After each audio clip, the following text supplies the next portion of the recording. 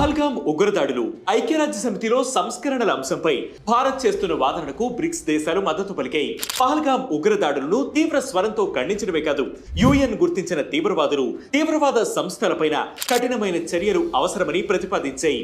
బ్రెజిల్లోని రియోలో నిర్వహించిన 17వ బ్రిక్స్ దేశాల సమావేశం భారత్ ఆశించిన ఫలితాన్ని అందించింది. రియో డిక్లరేషన్ లో ఉగ్రవాదానికి తగినంత ప్రాధాన్యత లభించింది. ఉగ్రవాదాన్ని ఉపేక్షించరాదని, దానిని ఎదుర్కోవటంలో డబుల్ స్టాండర్డ్ పనికిరాదని డిక్లరేషన్ తేల్చి చెప్పింది. మేం ఏప్రిల్ 22వ తేదీన పహల్గామ్ లో జరిగిన ఉగ్రదాడుల్లో 26 మంది మరణించిన దుర్ఘటనను తీవ్రంగా ఖండిస్తున్నాం. తీవ్రవాదం ఏ రూపంలో ఉన్నా దానిని ఎదుర్కోవాలని, దానిని ఆచరణలో పెట్టేవారిని కఠినంగా శిక్షించాలన్న మా వైఖరికి కట్టుబడి ఉన్నాం అని పేర్కొన్నారు. అలాగే జూన్ 13వ తేదీ నుంచి ఇరాన్ పై జరిగిన దాడులను బ్రిక్స్ దేశాలతో కలిసి భారత్ ఖండించింది. ఈ దాడులకు కారణమైన ఇజ్రాయెల్ పేరును చెప్పలేదు. పాలస్తీనా ఆక్రమిత ప్రాంతంలో ప్రస్తుత పరిస్థితుల పట్ల తీవ్ర ఆవేదన వ్యక్తం చేసింది. గాజా పైన దాడులు, మానవతా సాయం అందకుండా అడ్డుపడటం వంటి చర్యలను తప్పుపట్టింది. యుద్ధంలో దీనొక ఆయుధంగా వాడటం సరైన విధానం కాదని పేర్కొంది. ప్రపంచంలో సగానికి పైగా జనాభాకు బ్రిక్స్ ప్రాతినిధ్యం వహిస్తుంది. బ్రెజిల్, రష్యా, ఇండియా, దక్షిణాఫ్రికాతో కూడిన బ్రిక్స్ గత ఏడాది విస్తరించింది. Indonesia, Iran, Egypt, Ethiopia, United Arab Emirates దేశాలను కొత్త సభ్యులుగా చేర్చుకుంది. అలాగే గత ఏడాదిలోనే 10 దేశాలు వ్యూహాత్మక భాగస్వాములుగా చేరాయి.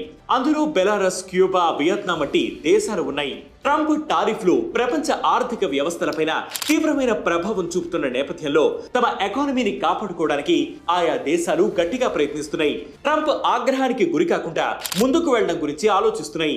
డాలర్ను ఎదుర్కోవడానికి ప్రత్యామ్నాయ కరెన్సీ విధానాన్ని అనుసరించాలని చూస్తున్న బ్రిక్స్ దేశాలపైన సుంకాలు విధిస్తారని ట్రంప్ బెదిరించారు. ఈ నేపథ్యంలో బ్రిక్స్ వ్యూహాత్మకంగా అడుగులు వేస్తోంది. WTO నిబంధనలకు విరుద్ధంగా వాణిజ్య వ్యవస్థలను ఛిద్రం చేస్తున్న ఏకపక్షంగా సుంకాలు విధించడానికి తప్పుపట్టింది. అమెరికా పేరును ప్రస్తావించకుండా బ్రిక్స్ జాగ్రత్తలు తీసుకుంది. చైనా అధ్యక్షుడు జిన్పింగ్, రష్యా అధ్యక్షుడు పుతిన్ హాజరు కాకపోవడం పెద్ద లోటని చెప్పాలి. రియో వేదికగా భారత్ తన గళాన్ని గట్టిగా వినిపించింది. ప్రధాని మోదీ తన ప్రసంగంలో కీలక అంశాలను ప్రస్తావించారు.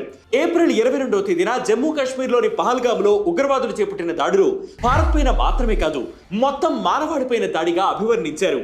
ఉగ్రదాడులకు కారణమైన దోషులను, బాధితులను ఒక ఘాటున కట్టడం సరైన పని కాదని ఆయన చెప్పారు. ఫలానా దేశముని ప్రస్తావించకుండా ఉగ్రవాదంపై చర్యల విషయంలో వెనకడుగు వేయరాదని అన్నారు. ఉగ్రవాదాన్ని ఎదుర్కోవడం మా సిద్ధాంతం, మా అవసరాల కోసం చేస్తున్న వాదన కాదని స్పష్టంగా చెప్పారు. గ్లోబల్ సౌత్ కు ప్రాతినిధ్యం లేని అంతర్జాతీయ వేదికలకు ప్రాధాన్యం ఉండదని, అవి సిమ్ ఉండి నెట్వర్క్ లేని మొబైల్ ఫోన్లు లాంటివని వ్యాఖ్యానించారు. అలాగే ఏఐల యుగంలో వారం టెక్నాలజీ మారిపోతుంటే ఈ సంస్థలు 8 ఏళ్లకోసారి కూడా మారటం లేదు. 21వ శతాబ్దం సాఫ్ట్వేర్ 20వ శతాబ్దం టైప్ రైటర్ పైన పనిచేస్తోందని చెప్పారు. కాలానుగుణంగా బ్రిక్స్ ను విస్తరించుకున్నాం. అలాగే అంతర్జాతీయ సంస్థలైన UN council, WTO, multilateral development బ్యాంకుల విషయంలో అదే రకమైన విధి విధానాలు అనుసరించాలని సూచించారు. బ్రెజిల్ అధ్యక్షుడు Lula artificial intelligence, health care, climate change వంటి అంశాలను ప్రస్తావించారు. నవంబర్లో నిర్వహించే పర్యావరణ సదస్సులో ఏం చేయాలనే అంశంపైన చర్చించారు. పశ్చిమాసియా నుంచి యూరప్ వరకు ప్రపంచం మొత్తం యుద్ధాలు, సంఘర్షణలు కొనసాగుతున్న నేపథ్యంలో భారత్ శాంతి మార్గాన్ని అనుసరించాలని, అది సర్వ మానవాళికి ప్రయోజనాన్ని అందిస్తుందని పేర్కొంది. మహాత్మా గాంధీ, గౌతమ బుద్ధుడు వంటి మహనీయులు సంచరించిన ఈ నేలలో పరిస్థితులు ఎంత కఠినంగా ఉన్నా శాంతిని అనుసరించడానికి భారత్ చేయగలిగిందంతా చేస్తుందని బ్రిక్స్ వేదిక ద్వారా భారత్ చాటి చెప్పింది. ఇది నిజంగా మెచ్చుకోదగిన అంశం.